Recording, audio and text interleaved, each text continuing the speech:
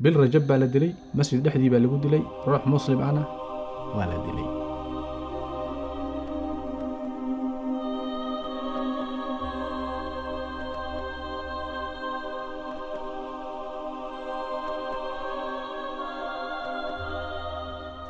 بسم الله الرحمن الرحيم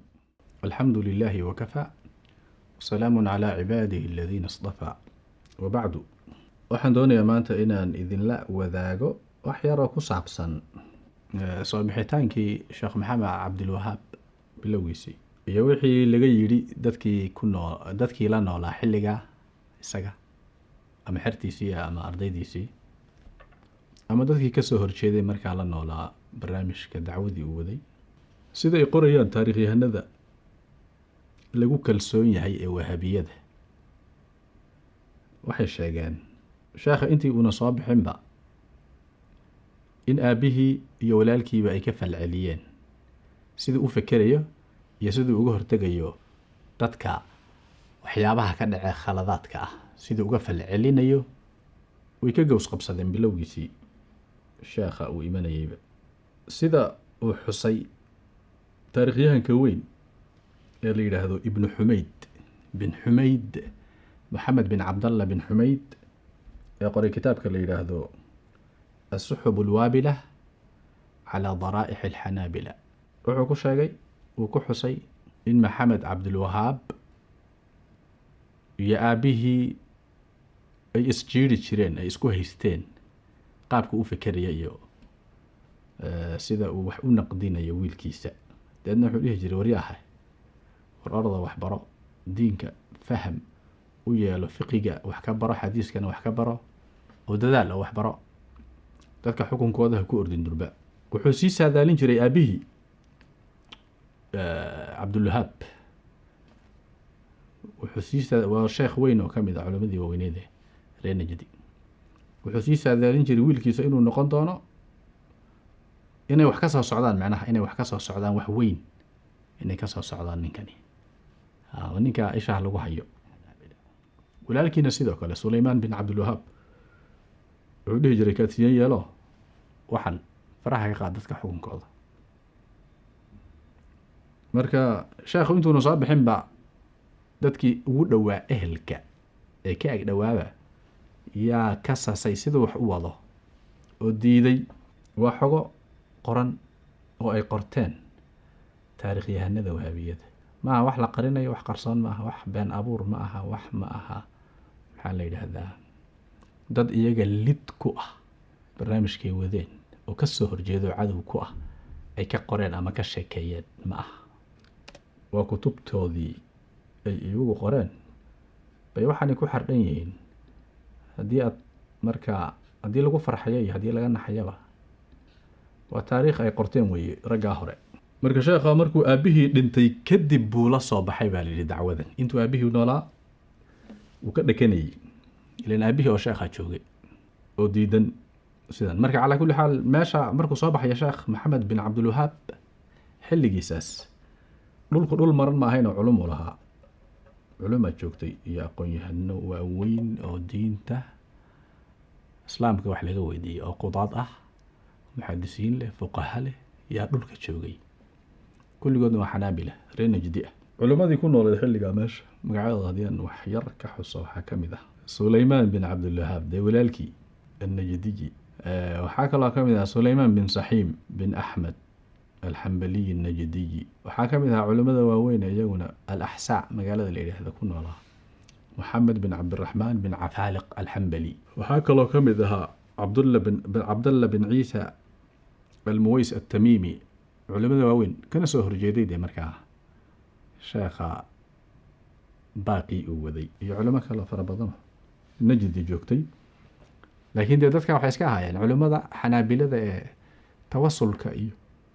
wixii dhaqanka u ahaan jiray bulshooyinka muslimiinta xoogooda inay isaga tawasulaan dadka dhintay qabriyada iska barakaystaan sidaynu ahaan jirnay de waa ilaa haddaba qaar baa iska ah in la barakaysta macnaha dadka saalixiinta ah raadadkooda culamo hore ku tagtay xanaabilada qudhoodu way lahaan jireen de xanaabiladii hore markaad yar akhrisaan dabaqaat alxanaabila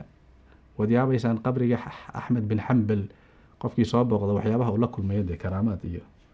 xambaliyadii hore waa saas. ama ibnuljawsi uu qorayba dee ibnuljawsi kitaabkiisa manaaqib axmed miya طبقات الحنابلة كلها كتبتها هذا كذا لسان وتكه لسان حنبلية دي هره سي توصل وكوء هايان أنا هذا دت شيء توصل لقبورها هذا أسكبر كيسو آثار صالحين ما هذه أهل طريقة إسكا عيان دي حنبلية اللي كتشوقي مركز شيخو كلكو صوت ظاهرة يا مركز شيخي وصوب حي شيخو كلكو صوب حي بلو يسيبه أبيهنا وجريودي وحو شاقي كلكيبا معناها siday qorayaan taariikhyahanada wahaabiyada في كتاب كشيخ أولاه يبغى يكون قرنت هاي بالليل هذا مؤلفات الشيخ محمد بن عبد الوهاب وحكوا شيء شيخ هالكع إنه لا هي لقد طلبت العلم وأعتقد من عرفني أن لي معرفة وأن ذلك الوقت لا أعرف معنى لا إله إلا الله ولا أعرف دين الإسلام قبل هذا الخبر الذي من الله به. هذا الدرب هل كان شيخ كشاقي كتاب كيساس المؤلفات الشيخ محمد بن عبد الوهاب وكل هي علمي جوان راديي أكتهين إنن حروها علمي برتا دين تبرتا إنتين رميسا إجرانيسا واحد أمي سنتين أنا قول له aniguna xilligaas la joogo buu leeyahay sheekh maxamed cabdulwahaab ma garanayo macnaha laa ilaaha ila allah waxayba tahay iyo waxay u jeeday iyo waxay ka socoto midna ma garanayo walaa acrifu diin alislaam diin islaamna he ma garanayo qabla hada alkhabar khabarkan hadda ii yimid mooyaane mooyide maxaa yimid alladii mana allahu bihi kaasuu ilaahay igu galladaystay tawxiidkaan u malaynayaa uu markaa dee doonaya inuu si bulshadiisa u haysatay si ka duwan ugu sheego qabla hada alkhabar alladii mana allahu bihi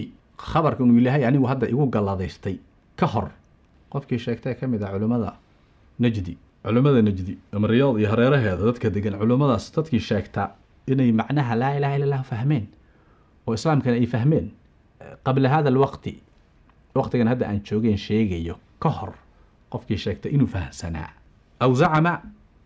can mashaayikhihi ama sheegta inay culimadiisii hore iyaguna garanayeen waqtigan hadda ka hor inay tawxiidka wax ka garanayeen iyo islaamka faqad kadaba waftara walabasa cala annaas wamadaxa nafsahu bima laysa fiihi been buu sheegay been abuur buu la yimid wuuna been buu sheegay dadkana wuxuu isugu dhex daray waxaan sax ahayn naftiisana wuu is ammaanay wuxuusan ahayn buu isku ammaanay qofkaasi macnaha waqtigan hadda aan joogo qofkii yidhaahda